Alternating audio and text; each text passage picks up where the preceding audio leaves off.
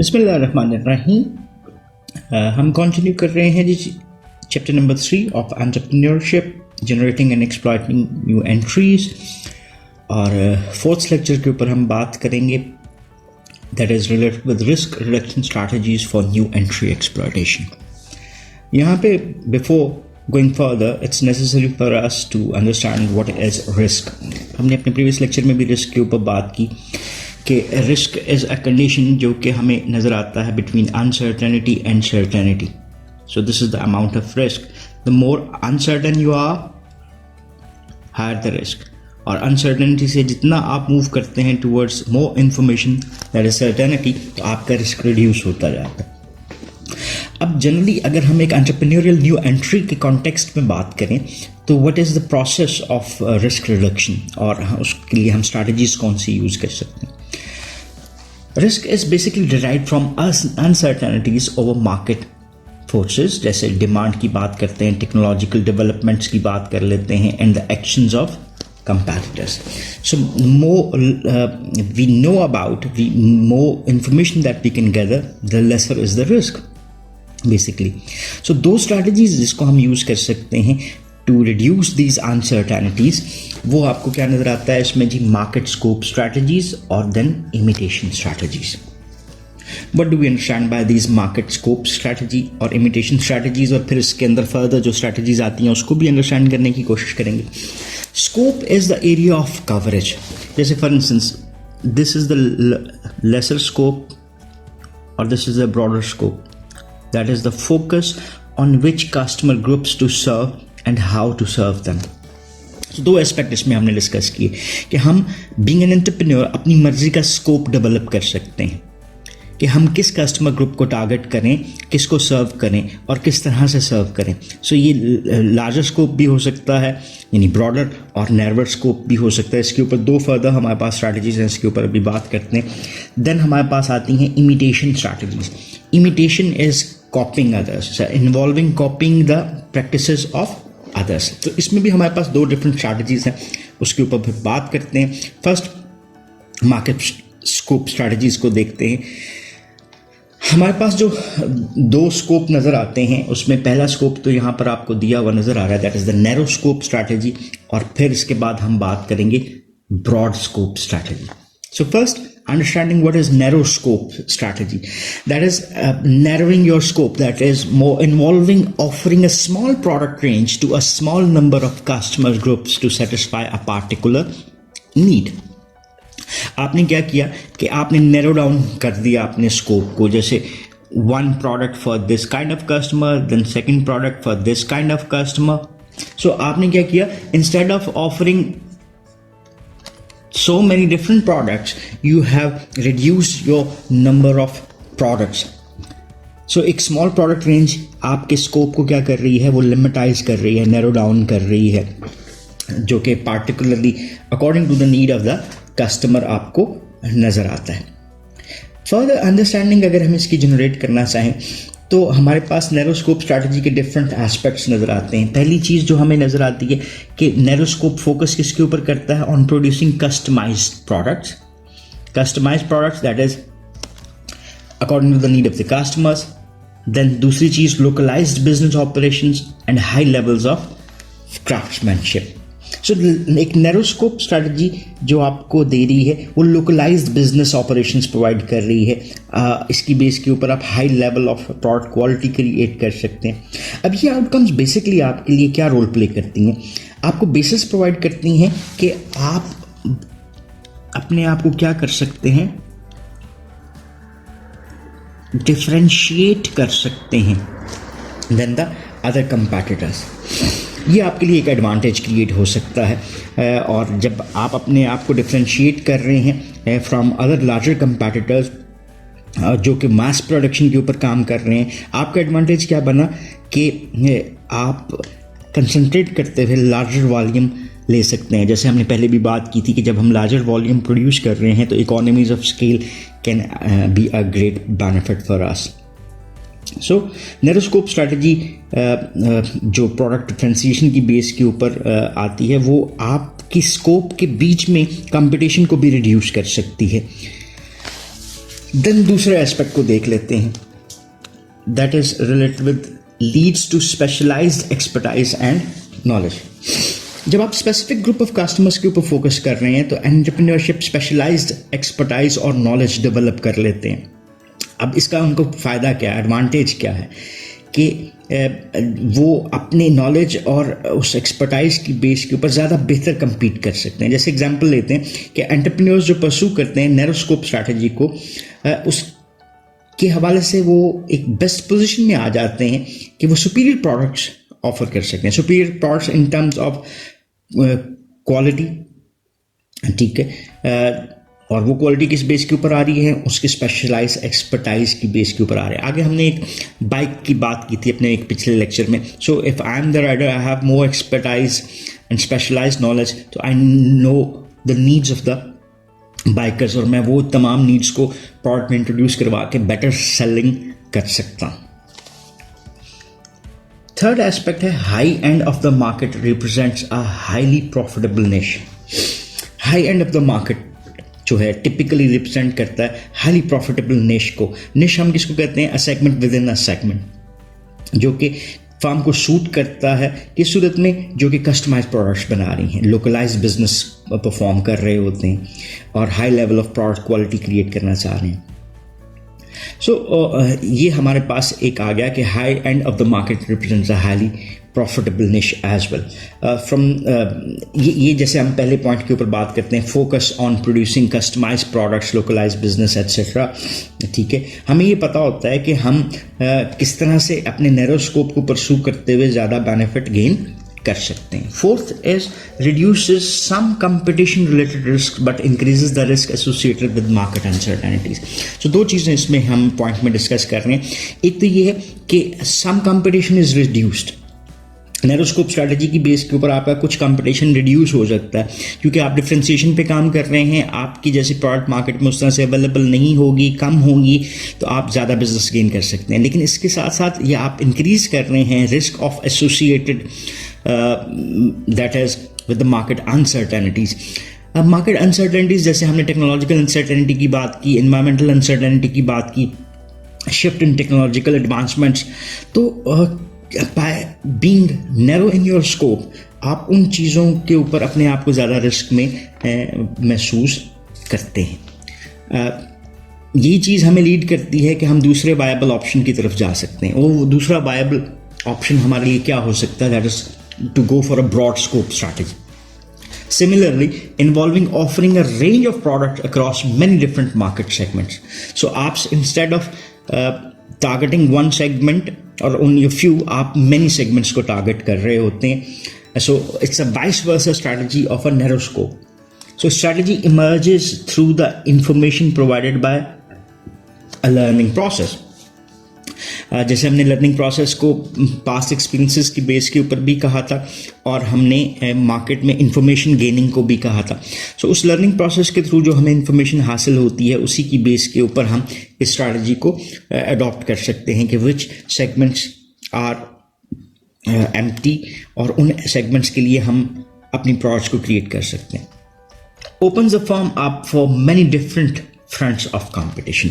सो हमारा ए में भी कंपटीशन बन गया, फिर बी में भी बन गया, सी में भी बन गया, डी में भी बन गया। Because of more product offering we have more competition to deal with. तो ये इसके साथ एक एसोसिएटेड नेगेटिव आप कह लें तो वो भी हो सकता है। Reduces risk associated with market uncertainties but increases exposure to competition. जैसे हमने पिछले में बात की कि वहाँ पे हमारे पास ये डिसएडवांटेज था कि अनसर्टेनिटीज़ को उस तरह से हम एक्सपोज नहीं हो रहे जैसे हमने यहाँ पर बात की, ठीक है, इस फैक्टर के हवाले से। यहाँ पर हमारे पास क्या है कि हम रिड्यूस करते हैं risk associated with market uncertainties, yes, but increase करते हैं एक्सपोजर टू कंपटीशन। और उस एक्सपोजर टू कंपटीशन की बेस के ऊपर हमें डिफरेंट स्ट्रैटेजीज अडॉप्ट करनी पड़ सकती हैं, डिफरेंट रिसोर्सेज को एज एन एक्सपेंस यूज़ करना पड़ सकता है। So firms have to compete at many frontiers, ये एक इसका एक एस्पेक्ट आ जाता है। सो मोर और लेस आप ये देखते हो कि आप इसमें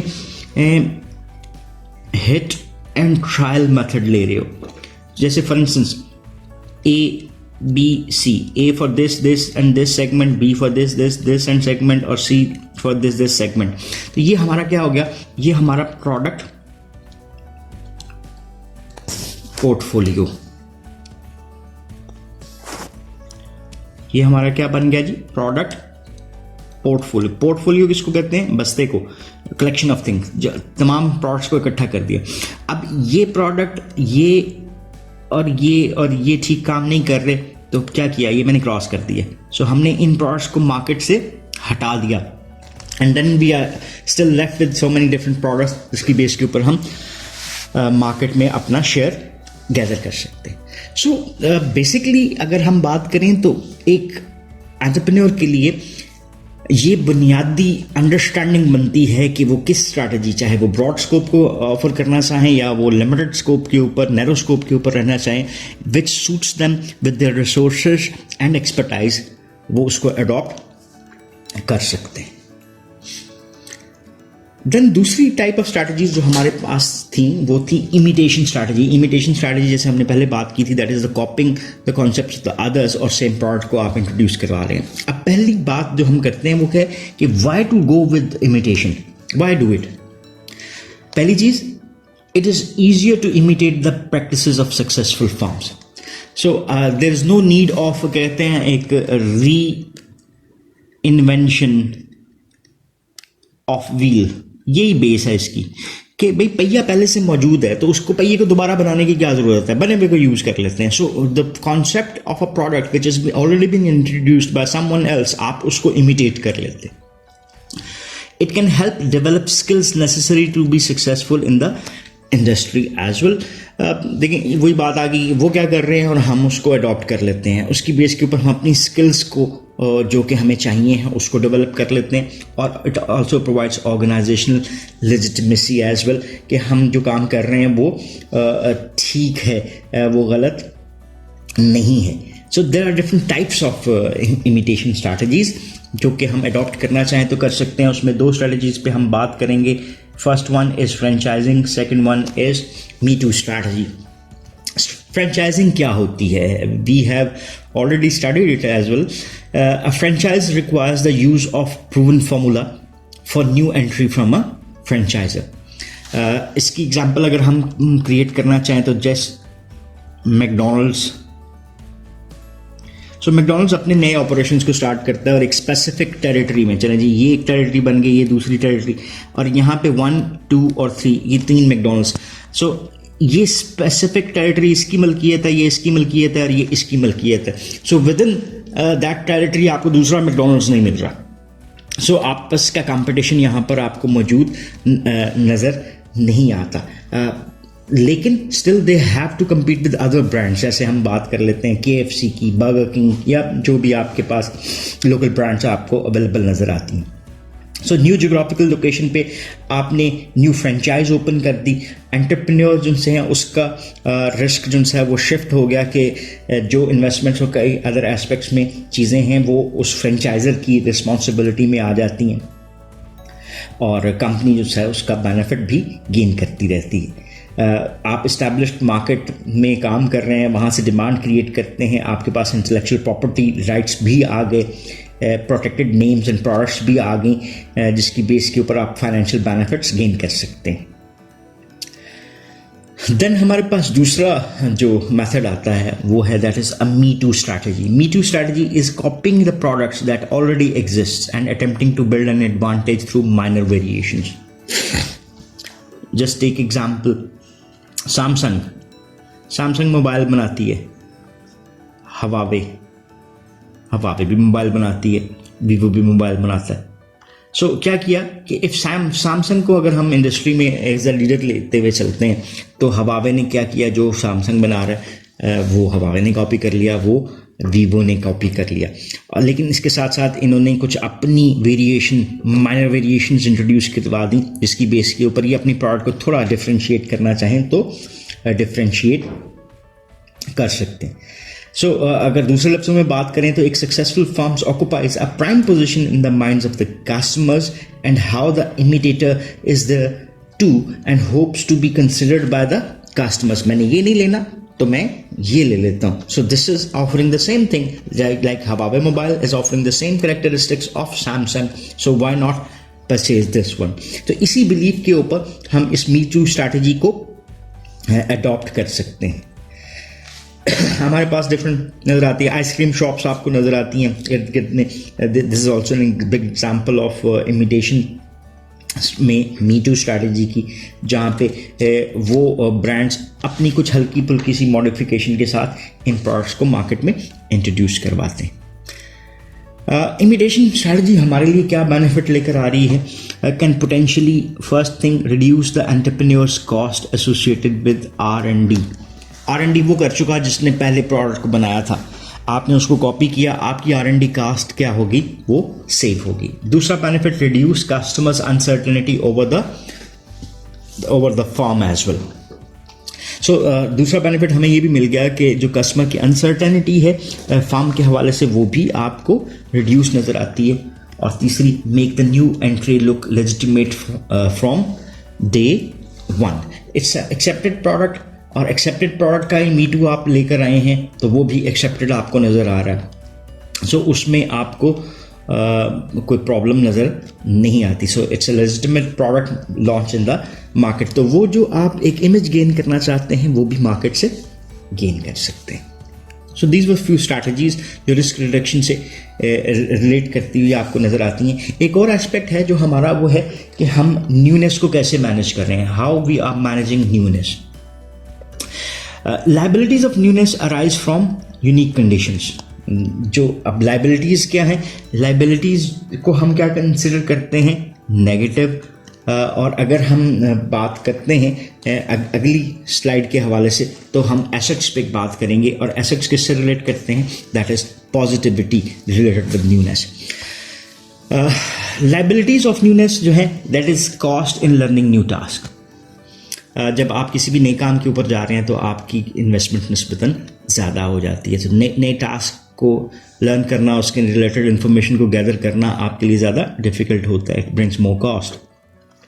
then conflict arising from overlap और गैप्स इन रिस्पॉन्सिबिलिटीज. जब आप किसी काम को नया स्टार्ट कर रहे हैं तो उसमें आपकी एफिशिएंसी डेवलप नहीं हुई होती. उस एफिशिएंसी को डेवलप करते करते आपको कई ओवरलैप्स मिलते हैं, यानी रिडंडेंसीज इन एक्टिविटीज़, कई गैप्स इन रिस्पॉन्सिबिलिटीज़, उससे कन्फ्लिक्ट्स बनते हुए नजर आते हैं. वो भी आपके लिए नेगेटिविटी जनरेट कर रहे हैं. Then unestablished informal structure of communication. Communication में हम फॉर्मल ट्रांसफॉर्म नहीं हुए होते. सो अनएस्टैब्लिश्ड इनफॉर्मल स्ट्रक्चर्स जो हैं अपनी एक कॉस्ट रखते हैं, जहाँ पे डिलेड इंफॉर्मेशन होती है, डिलेड डिसीजन मेकिंग होती है, which can cost the organisation. So a new firm needs to क्या? Educate and train employees, facilitate conflict over roles and promote activities that foster informal relationship and a functional corporate culture. ये कुछ 3 recommendations हैं जहाँ पे हम manage करना चाह रहे हैं न्यूनेस को, और उन लाइबिलिटीज़ को कंसिडर करते हुए एक नई फर्म के तौर पे हम इन 3 कामों को करके अपने इस न्यूनेस को ज़्यादा बेहतर अंदाज में एज एन एंटरप्रेन्योर इंट्रोड्यूस करवा सकते हैं. Then further risk reduction strategies के हवाले से जो एसेट्स ऑफ न्यूनेस हमें नज़र आते हैं, जैसे मैंने पहले जिक्र किया, that is the positive implications arising from the organisations awareness about newer activities or newness. पहली चीज़ जो आपको नज़र आती है, that is lack of established routines, systems, processes provide a learning advantage. So आप सब कुछ नया कर रहे हो तो आप खुद establish करते हो, अपनी मर्जी से करते हो, और आप अपने experiences में बहुत ज़्यादा इजाफा कर रहे हैं. So this is where you are adding to those positivities associated with it. So एक learning advantage आपका associate करता हुआ नज़र आता है as an asset of newness. दूसरी चीज़ जो है वो heightened ability to learn new knowledge in a continuously changing environment is an important source of competitive advantage. So अगर आपको अच्छा लर्न कर सकते हैं, आप नया नॉलेज सीख सकते हैं, तो ये नया नॉलेज आपके लिए एक एसेट बन रहा है. ठीक है, इस कॉन्टिन्यूस चेंजिंग इन्वायरमेंट में आपके लिए वो एसेट जो है एक कंपैटिटिव एडवांटेज भी बन सकता है. So this heightened ability turns to be positive for the members of the organization as well. So that's all about this chapter. और इस चैप्टर में हमने basically generating and exploiting new entries को देखा, उसकी स्ट्रैटेजीज को देखा, फिर उससे रिलेटेड रिस्क रिडक्शन स्ट्रैटेजीज को भी देखा. So thank you very much for watching this lecture. If you still have any question or queries, so you can ask in the comment section and we would definitely love to answer those. Thank you very much for watching this video once again. Have a nice time. Allah Hafiz.